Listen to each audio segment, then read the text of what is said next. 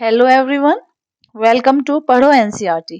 पढ़ो एनसीईआरटी में आपका स्वागत है बच्चों। आज हम करेंगे क्षितिज भाग 2 का सूरदास चैप्टर 1 के प्रश्न उत्तर। ठीक है, जिसे ये चैप्टर ना पढ़ा हो तो हमारे चैनल पे जाके चैप्टर हमने समझा रखा है, वो चैप्टर समझ लीजिए। चैप्टर समझना बहुत ज्यादा जरूरी होता है बच्चों। क्यों? चैप्टर अगर हमें समझ में आ गया तो क्वेश्चन कहीं भी से भी आ जाए, आप इजिली जवाब दे सकते हैं। तो आप हमारे चैनल पे जाइए, सूरदास के जो पद हैं उन्हें आसानी से समझिए। ठीक है, और अब हम करेंगे इसके प्रश्न उत्तर। सबसे पहले करेंगे शॉर्ट टाइप प्रश्न उत्तर, लघु उत्तरीय प्रश्न। पर इन्हें शुरू करने से पहले पहले हम क्या करेंगे, हमारे चैनल को आप सब्सक्राइब कीजिए। ठीक है, वीडियो को लाइक कीजिए, शेयर कीजिए। ठीक है, तो शुरू करते हैं अब। Let's start. सूरदास के प्रश्न उत्तर भ्रमर गीत। तो पेन ले लेते हैं। सूरदास जी का जन्म एवं निधन कब और कहाँ माना जाता है? महाकवि सूरदास जी का जन्म 1478 में माना जाता है। एक मान्यता के अनुसार उनका जन्म मथुरा के निकट रुनकता या रेणुका क्षेत्र में हुआ, जबकि एक माना जाता है, दो मान्यता है। एक के हिसाब से तो यह माना जाता है कि उनका जन्म मथुरा क्षेत्र में हुआ, जबकि दूसरी जो मान्यता है उसके अनुसार उनका जन्म स्थान दिल्ली के पास सिहिरी माना जाता है। सिही वे महाप्रभु वल्लभाचार्य के शिष्य एवं अष्टछाप के कवियों में सर्वाधिक प्रसिद्ध थे। वे गौघाट पर रहकर श्रीनाथ जी के मंदिर में भजन कीर्तन करते थे और 1583 पर पारसोली में उनका निधन हुआ। ठीक है, दो उनके ये मतलब कंफर्म नहीं है कि उनका जन्म कहाँ है, लेकिन मान्यता ये है। पहली मान्यता है कि उनका जन्म मथुरा के निकट रेणुका क्षेत्र में हुआ। दूसरी मान्यता माना जाता है कि दिल्ली के पास ही सी ही जगह में हुआ। ठीक है, गौ घाट पर रहकर ही वे श्रीनाथ मंदिर में भगवान के भजन कीर्तन किया करते थे। नीचे आगे सारे सूरदास जी के प्रमुख तीन ग्रंथों के नाम बताओ, सबको पता ही है। सूर सागर, सत्यलहरी, सुर सरावली। तीनों ग्रंथों में ही जो सुर सागर ही जनमानस है, इसमें आपका जो वो है छापा गया है। ठीक है, नेक्स्ट क्वेश्चन है आपका। भमर गीत है, इसका प्रारंभ किस प्रकार किस प्रकार होता है? कि जो भमर गीत है, ऊपर चलेगा भाई साहब, ये तो नाराज हो जाते हैं, प्रश्न भी है। चलो ऊपर ज्यादा हो गया है ना। हाँ, भमर गीत का प्रारंभ किस प्रकार होता है? जब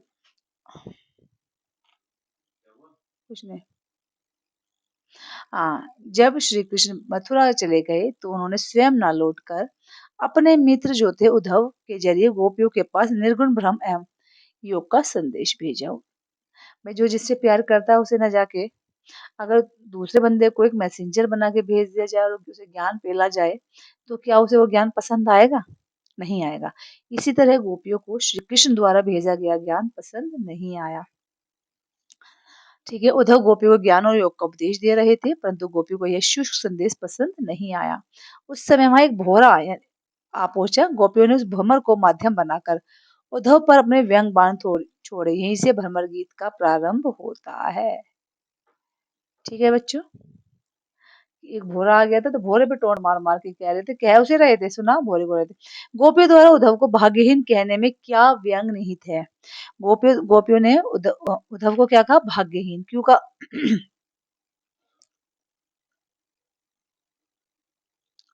गोपियों द्वारा उद्धव को बड़भागी या भाग्यवान कहने में गहरा कटाक्ष है। वास्तव में गोपियां उन्हें महाअभागा मानती है, क्योंकि वे प्रेम के सागर श्री कृष्ण के अत्यंत नकित रहते हुए भी प्रेम रूपी बंधन से पूरी तरह अछूते हैं। उनका मन किसी के प्रति अनुरागी नहीं हुआ। वे प्रेम के आनंद और सुख से वंचित रहे, इसलिए उन पर व्यंग कस रही थी। मतलब है, गोपियां कहती है कि आप भगवान श्री कृष्ण के पास रहते जब भी आपको उनसे प्यार नहीं हुआ है, जिससे इतना अत्यंत प्यार होना चाहिए, उनके निकट रहकर भी आप प्रेम रूपी बंधन में उसे प्यार से नहीं बंधे रहे, तो आपसे ज्यादा अभागा धरती पे कोई भी नहीं होगा। उद्धव के व्यवहार की तुलना किससे की गई है? कमल के पत्ते पुराइन पात्र से। जिस प्रकार कमल का पत्ता जल के भीतर रहता है, फिर भी उसमें पानी की एक बूंद का या दाग धब्बा नहीं ठहरता। तो गोपियों ने उद्धव की तुलना किससे की? कमल के पत्ते से, क्योंकि जो कमल का पत्ता होता है ना, पानी के अंदर बहुत इतना चिकना होता है पानी, वो कमल का पत्ता, कि उसमें पानी की एक बूंद भी नहीं ठहरती। और एक का रखा उन्होंने तेल के सागर से, जिस प्रकार तेल से भरी हुई मटकी को जल में डुबोने पर भी जल की एक बूंद उस पर नहीं टिकती, उसी प्रकार उद्धव श्री कृष्ण के समीप रहकर भी प्रेम से अलिप्त और अछूते हैं। तो वो उनकी कंपेयरिंग एक किससे की है? कमल के पत्ते और तेल की गागर से करी है। मर्यादा न रही के माध्यम से कौन सी मर्यादा न रहने की बात की गई है?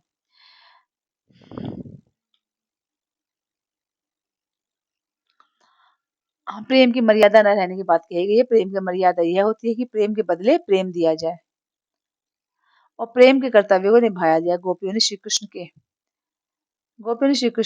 प्रति सच्चा प्रेम निभाया, लेकिन कृष्ण ने मथुरा जाकर गोपियों से मिलने के बजाय योग का शुष्क संदेश भेज दिया। इस प्रकार कृष्ण ने प्रेम का धर्म और मर्यादा नहीं रखी। गोपियों ने उद्धव से योग की शिक्षा कैसे देने की बात कही है? गोपियों ने उद्धव से कहा है कि वे योग की शिक्षा ऐसे लोगों को दे जिनका मन चक्री के समान चंचल है। जिनका गोपियों ने उद्धव से क्या कहा? हमें शिक्षा की आवश्यकता है ही नहीं, हमें शिक्षा मत दो। शिक्षा उसे दो जिसका मन चंचल है, चक्री के समान, जिनका मन भटकता रहता है चित। गोपी का मन तो श्री कृष्ण के प्रति अन्य प्रेम में स्थिर हो चुका है, एकाग्र है, इसलिए उनको योग की आवश्यकता नहीं है। गोपियों के अनुसार राज्य का धर्म क्या होना चाहिए? गोपियों के अनुसार राज्य का धर्म यह है कि वे अपनी प्रजा को कभी न सताए, प्रजा के दुखों को दूर करे, उनकी भलाई और हित की रक्षा करे तथा राज्य में अनीति को रोके। यही उनका परम कर्तव्य है। ठीक है। अहिल की हरिल की लकड़ी से क्या तात्पर्य है? और गोपियों ने इसकी तुलना किससे की? अहिल की लकड़ी से। अहिर क्या होता है बच्चों जनों? अहिर एक ऐसा पक्षी है जो अपने पंजों से हमेशा एक लकड़ी दबाए रखता है, उसे कभी नहीं छोड़ता। तो गोपियों ने स्वयं की तुलना हरिल पक्षी से और श्री कृष्ण की तुलना उस लकड़ी से की है। गोपियों ने मन, क्रम और वचन से श्री कृष्ण को अपने हृदय में मजबूती से बसाए रखा है। तो गोपियों ने उद्धव के योग संदेश को कड़वी, ककड़ी और व्याधि क्यों कहा है? गोपियों के लिए श्री कृष्ण का प्रेम ही एकमात्र सत्य और जीवन रस है। उद्धव का निर्गुण योग साधना का उपदेश उनके लिए अरुचिकर और नीरस है। जैसे मुंह में कड़वी ककड़ी, लकड़ी नोट ककड़ी लकड़ी कह रही हूँ। जैसे मुंह में कड़वी ककड़ी आ जाने पर स्वाद बिगड़ जाता है, ऐसे ही योग ऐसा मानसिक रोग है जिन्होंने उन्होंने ना पहले कभी देखा है, ना सुना, ना ही भोगा है। गोपियों ने जो उद्धव के संदेश को क्या है? कड़वी ककड़ी, जैसे हम ककड़ी खाते हैं ना, जब मुंह में आ जाती है तो हमारा टेस्ट बिगड़ जाता है, तो ऐसे ही कह रही है कि आप हमें जो योग साधना की बात करें, ना हमने कभी पहले सुना, ना ही ये भोगा है। पाठ्य पुस्तक के प्रथम पृष्ठ पर संकलित 1857 के बागी सैनिकों की कौमी गीत का मुख्य संदेश क्या है? कहाँ से आ गया क्वेश्चन? ये क्या है भाई? संप्रभुता, अखंडता, प्राकृतिक सौंदर्य। ये क्वेश्चन समझ में नहीं आया कहाँ से आया भाई साहब। 11वां, चलो जाने देते हैं। हाँ, एक आधा क्वेश्चन आ ही जाता है, गलती से आ गया, माफ कीजिएगा। गोस्वामी तुलसीदास जी की पंक्तियां, हृदय सिंधु मति सीप समाना। गोस्वामी तुलसीदास। स्वाति शारदा कही सुजाना का भावार्थ क्या है? मनुष्य का हृदय समुद्र के समान है, बुद्धि सीप के समान है। जब सरस्वती शारदा जैसी रूपी स्वाति नक्षत्र का जल रूपी श्रेष्ठ विचार का वैष्णव करती है। गोपियों को श्री कृष्ण में ऐसे कौन से परिवर्तन दिखाई दिए जिनके कारण वे अपना मन वापस लेने की बात करती हैं? गोपियों को लगा कि मथुरा जाने के बाद श्री कृष्ण बहुत बदल गए हैं। पहले वे दूसरों के कल्याण के लिए दौड़ते थे, अब प्रेम का पालन करते थे, परंतु अब राजनीति उन्होंने पढ़ ली है और वे स्वयं ना आकर योग का संदेश भेजकर गोपियों को छल रहे हैं। इसलिए गोपियां कहती हैं कि मन कृष्ण जाते समय चुरा कर ले गए, वे उसे वापस ले आना चाहते हैं। श्री कृष्ण की भाषा के जो सूरदास की काव्य भाषा और शैली की प्रमुख विशेषताएं क्या है? संक्षेप में बताऊं, सूरदास की कविता में ब्रजभाषा का अत्यंत निखरा, मधुर और सहज रूप देखने को मिलता है। उनकी भाषा में लोक गीतों की सुंदर परंपरा का निर्वाह है। उसमें लयबद्धता, संगीतात्मक रूपक उपमा और अनुप्रास अलंकारों का सहज प्रयोग है। सूरदास ने वात्सल्य और श्रृंगार रस का अनुपम चित्रण किया है। कमल के पत्ते और तेल की गागर के दृष्टांत द्वारा गोपियां उद्धव पर क्या कटाक्ष करती है? तो मैं बताया कि भई ये प्रेम के सागर में श्री कृष्ण के साथ रहते हुए भी प्रेम की अनुभूति से पूरी तरह अछूते हैं। जिस प्रकार कमल का पत्ता जल में रहकर भी गीला नहीं होता, तेल से सने गागर जल में डुबो दो, जल इसको स्पर्श नहीं कर सकता। उसी प्रकार उद्धव ज्ञानी होकर भी प्रेम रस से पूरे शुष्क हैं, शून्य और शुष्क हैं। गोपियों ने किन उदाहरणों को देकर माध्यम से गोपियों ने किन जो एग्जाम्पल्स से उद्धव को उल्हाने दिए हैं। कमल का पत्ता भी बताया कि जी भाई जल में रहकर भी वो पानी नहीं टिकता, तेल की गागर का वो बताया ये भी।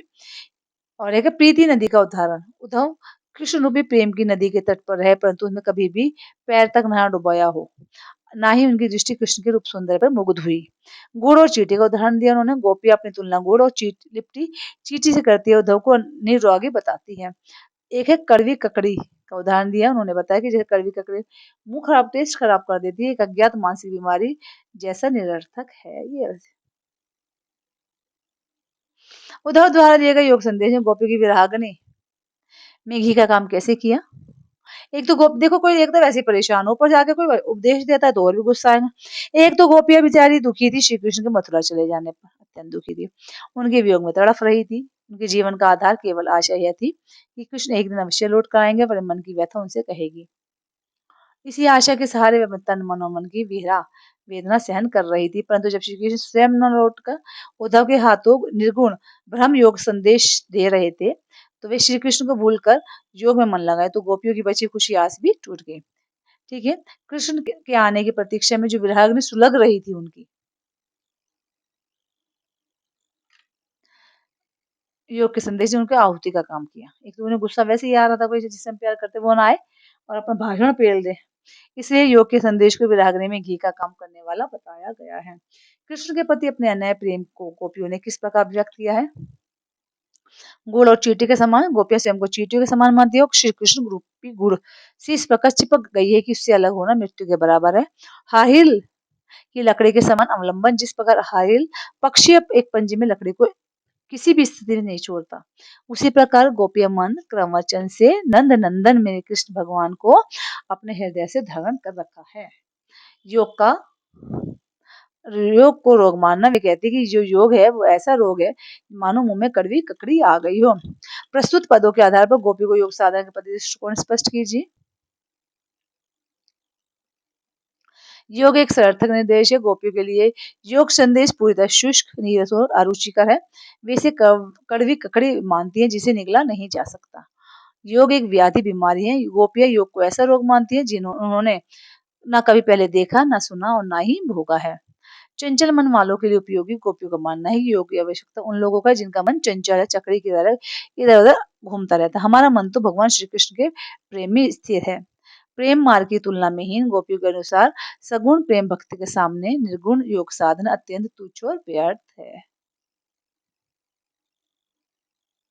गोपियों ने अपने वाक चातुर्य के आधार पर ज्ञानी उद्धव को परास्त कर दिया। उनकी वाक चतुराई की के लिए व्याख्या बताई, विशेषताएं बताएं कि कैसे करा उन्होंने।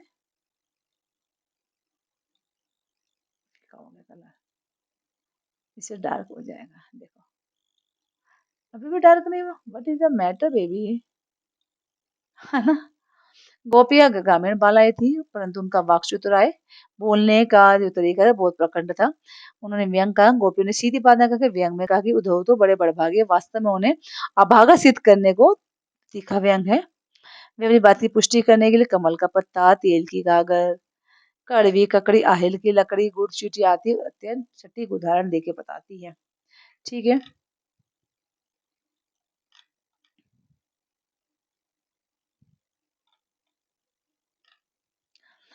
तार्किकता, स्पष्टवादिता, गोपियों के तर्क को आगे उद्धव का ज्ञान।